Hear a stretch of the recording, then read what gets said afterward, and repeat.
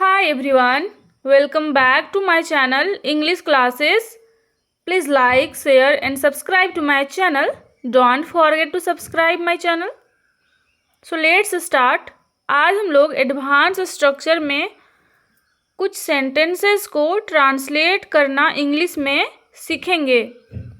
जैसे कि अक्सर हम लोग इस तरह के सेंटेंसेस बोलते हैं, धीरे धीरे तुम यह सीख जाओगी, धीरे धीरे सब ठीक हो जाएगा, धीरे धीरे मेरा सर दर्द कम हो रहा है, धीरे धीरे मैं इंग्लिश बोलना सीख रही हूँ। और धीरे धीरे का अंग्रेजी क्या होता है? तो ग्रेजुअली।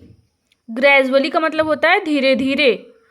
धीरे धीरे तुम यह सब सीख जाओगी। तो सबसे पहले क्या है? धीरे धीरे सेंटेंसेस में, तो उसका इंग्लिश हम लोग लिखेंगे ग्रेजुअली। उसके बाद हम लोग उस सेंटेंस को ट्रांसलेट करेंगे। जैसे कि तुम यह सब सीख जाओगी, तो ये फ्यूचर टेंस का सेंटेंस है, तो हम लोग सब्जेक्ट के साथ विल लगाएंगे। उसके बाद हम लोग ट्रांसलेट करेंगे, यू विल लर्न दिस।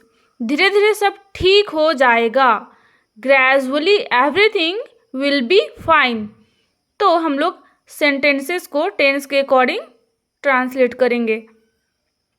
जैसे कि धीरे धीरे लोग जागरूक हो रहे हैं, ये प्रेजेंट कंटिन्यूअस टेंस का सेंटेंस है, तो हम लोग सबसे पहले ग्रेजुअली यूज़ करेंगे। उसके बाद पीपल, लोग का इंग्लिश होता है पीपल, उसके बाद पीपल के साथ आर लगाएंगे।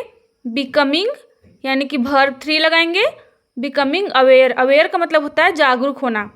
धीरे धीरे मेरा सिर दर्द कम हो रहा है, तो इसको इंग्लिश में कैसे ट्रांसलेट करेंगे? इसको करेंगे ग्रेजुअली माई हेडेक का मतलब होता है सिर दर्द होना, इज रिड्यूसिंग, रिड्यूसिंग का मतलब होता है कम होना। तो इस तरह से हम लोग सेंटेंस को ट्रांसलेट करेंगे। धीरे धीरे मैं इंग्लिश बोलना सीख रही हूँ, तो इसको कैसे इंग्लिश में ट्रांसलेट करेंगे? Gradually I am learning English. Gradually I am learning English. अगला सेंटेंस है, धीरे धीरे मैं खाना पकाना सीख रही हूँ। Gradually I am learning to cook food. खाना बनाने का इंग्लिश होता है कुक फूड। आई होप आप लोगों को समझ में आ रहा होगा। मेरे चैनल को सब्सक्राइब करें इसी तरह के वीडियो देखने के लिए। धीरे धीरे मैं तुमसे प्यार करने लगी हूँ, इसको इंग्लिश में कैसे ट्रांसलेट करेंगे? तो gradually I M falling in love with you. Gradually I M falling in love with you.